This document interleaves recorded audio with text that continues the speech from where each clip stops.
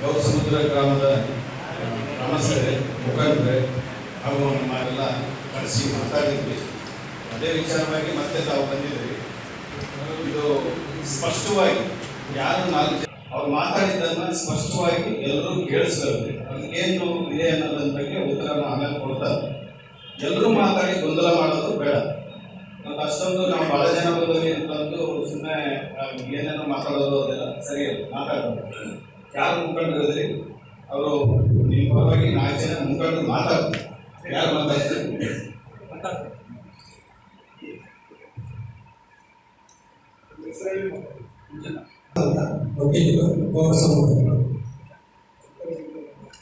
ಗೌರವಾನ್ವಿತ ವೇದಿಕೆ ಮೇಲಿರುವಂತ ಇಷ್ಟೊಂದು ಜನ ಆಗಮಿಸಿ ತಮಗೆ ತಿಳಿಯಪಡಿಸುವ ವಿಚಾರವೇನೆಂದರೆ, ನಮ್ಮ ಗೌರಸಮುದ್ರ ಗ್ರಾಮದಲ್ಲಿ ಸುಮಾರು 106 ವರ್ಷಗಳಿಂದ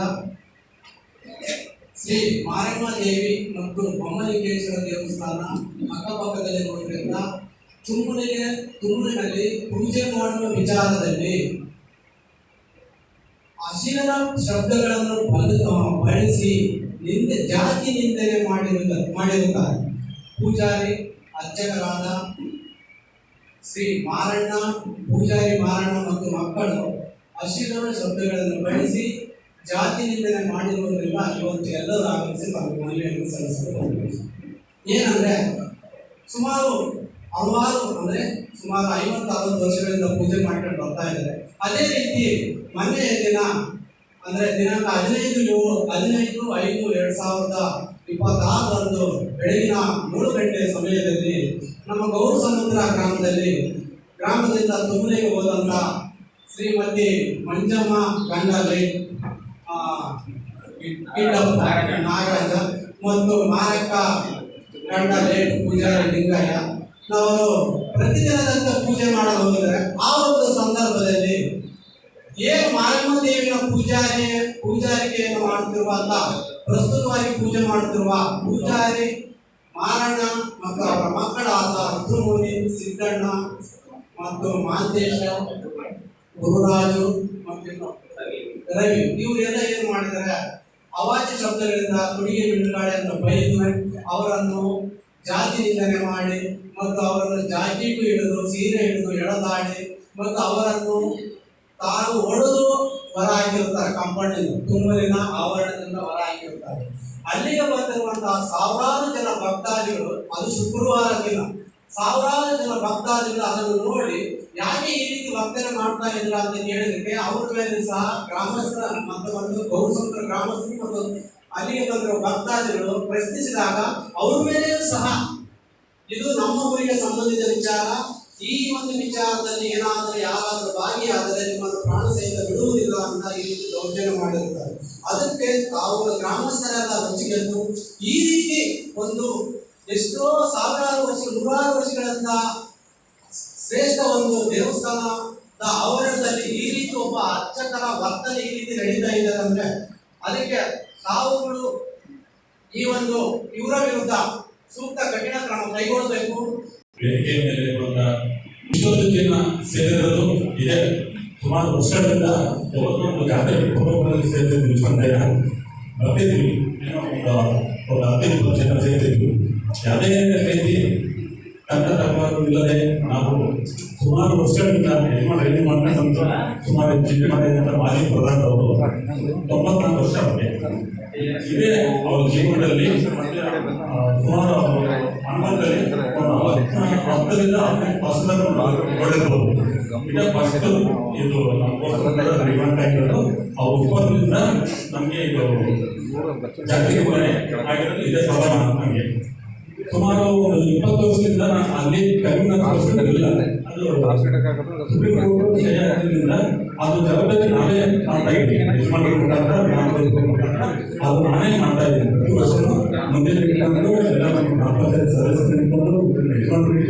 ಮಾಡ್ತಾ ಇದ್ದೀವಿ. ಮತ್ತೆ ಯಾವುದೇ ರೀತಿ ಇಷ್ಟೊಂದು ಮಧ್ಯ ಕರ್ನಾಟಕದಲ್ಲಿ ನಮ್ಮ ಸುಮಾರು ತಮಿಳುನಾಡಿನಿಂದ, ಮೈಸೂರಿನಿಂದ, ಕೇರಳದಿಂದ ಬರ್ತಾರೆ. ಅಷ್ಟೊಂದು ಸುಮಾರು 6 ಇಂಡಸ್ಟ್ರಿ ಸೇರ್ತಾರೆ. ಅದು ಯಶಸ್ವಿಯಾಗಿ ಮಾಡ್ಕೊಂಡಿದ್ವಿ. ಎಲ್ಲರೂ ಗ್ರಾಮಸ್ಥರು ಮುಖಾಂತರ, ನಮ್ಮ ಅಧಿಕಾರಿಗಳ ಮುಖಾಂತರ, ಎಲ್ಲರ ಮುಖಾಂತರ.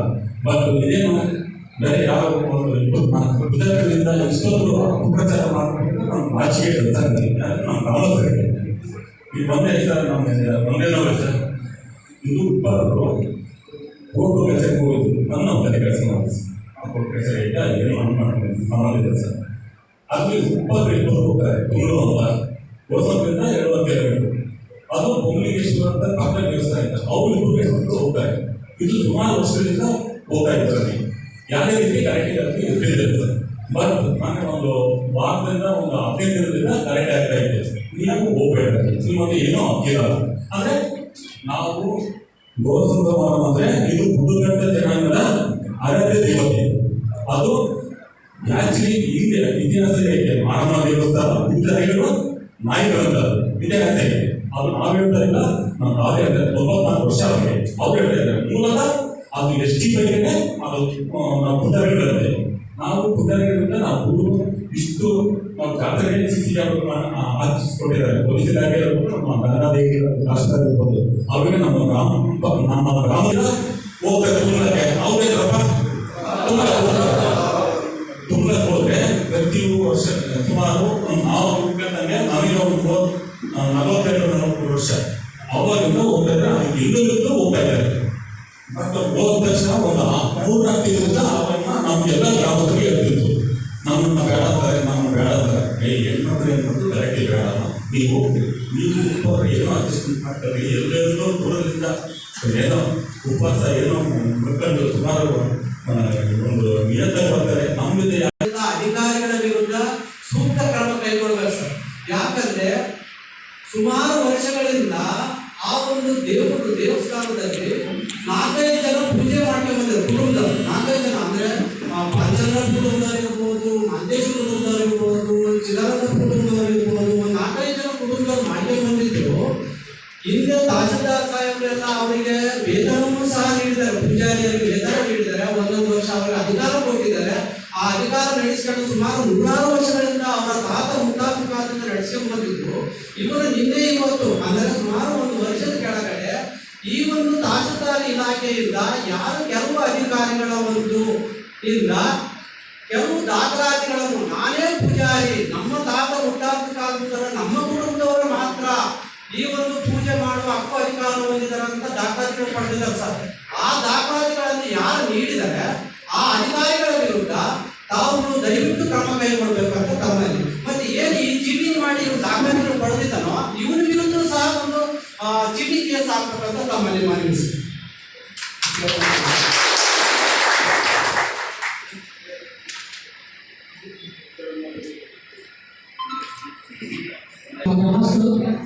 ಬಹಳ ಇವತ್ತು ಕಾರ್ಯಕ್ರಮ, ಯಾಕಂದ್ರೆ ನಾವು ರೋಗಪಡುವಂತಹ ಒಂದು ಸಂಗತಿ ಮಾನ್ಯ ಮಾಧ್ಯಮಸ್ಥೆಯನ್ನು ಇವತ್ತು ಯಾಕೆಂದ್ರೆ ಇವತ್ತು ಪೂಜಾರಿ ನಾವು ಕೂಡ ರೆಸ್ಪಾನ್ಸ್ ಇಲ್ಲ.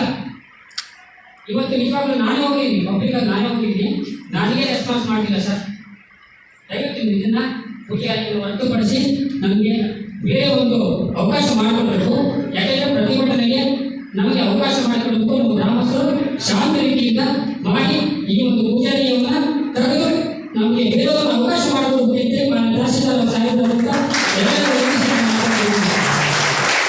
ಈಗ ಹೇಳ್ತಿದ್ರು.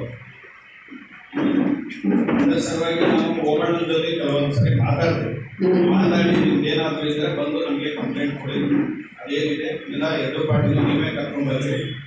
ಅವರು ಗೌರಸಮುದ್ರ ಗ್ರಾಮದಲ್ಲಿ ಕೆಲವೊಂದು ವಿಚಾರಗಳನ್ನು ಗ್ರಾಮ ಪಂಚಾಯತಿ ಮೆಂಬರ್ಸ್ ಮತ್ತು ಇವರು ಅಧ್ಯಕ್ಷರು ಎಲ್ಲವನ್ನು ಇದುವರೆಗೂ ಬಂದಿರತಕ್ಕಂಥ ಎಲ್ಲ ಇದನ್ನು ಸಹ ಅವರೇ ಶಾಂತಿಯುತವಾಗಿ ಮುಂದೆ ನಿಂತು ಅವನ್ನ ಪರಿಹಾರ ಮಾಡ್ತಕ್ಕಂಥ ಒಂದು ಒಳ್ಳೆಯ ಕೆಲಸವನ್ನು ಅವರೆಲ್ಲ ಮಾಡ್ತಾ ಬಂದಿದ್ದಾರೆ.